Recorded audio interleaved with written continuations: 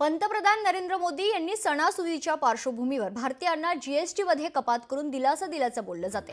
मात्र प्रत्यक्षात जीएसटी कमी केल्यानं वैद्यकीय औषधी क्षेत्रात याचा काही परिणाम झालाय काय?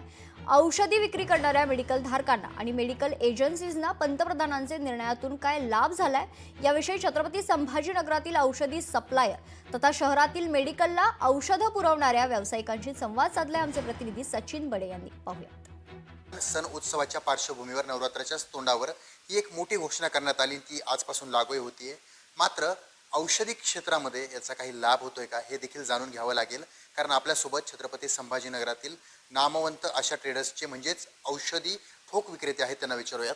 काय सांगाल तुम्ही आशा ट्रेडर्सच्या माध्यमातून एक औषधी सप्लाय करता, मात्र एक महत्त्वाचा मुद्दा उपस्थित केला जातो, या जीएसटी कपातीचा तुम्हाला काही फायदा होणार आहे का? हे जीएसटीचा जे फायदा आहे ते डायरेक्ट ट्रेडवाल्याला नाही आहे, पण जीएसटीमुळे कोणाच्या नुकसान पण नाही आहे। याचा डायरेक्ट फायदा जे आहे जे ग्राहकाला भेटेल। जे वस्तू मागे 100 रुपयाला भेटत होती ते आता 12%च्या जे 5% मध्ये आला ते आता 93 रुपये 75 पैसेमध्ये भेटणार।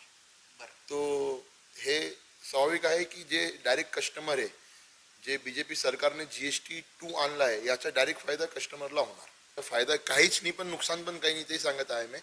पण जे आमच्याकडे स्टॉक होता हे जे मोठा साठा आहे आमच्याकडे त्याच्यावर तो ऑलरेडी आम्ही जीएसटी 12% जसं आमच्या 12%च्या ते ऑलरेडी आम्ही भरलेला आहे। पण त्याच्या आता ITC घेण्यासाठी आमचे जे पैसा ब्लॉक होणार 2-3-4 महिने ते गव्हर्नमेंटकडे ब्लॉक होणार आहे आणि ते आम्हाला हळूहळू त्याच्यावर क्लेम घ्यावा लागेल।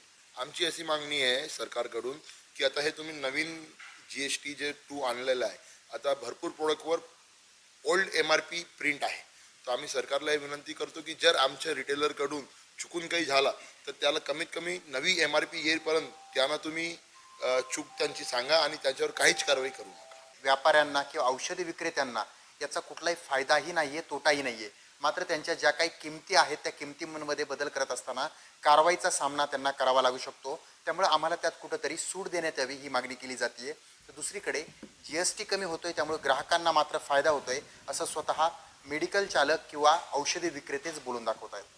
सचिन बडे, लोकशाही मराठी, छत्रपती संभाजीनगर। लोकशाही मराठी ऐका, पहा, जागरूक रहा।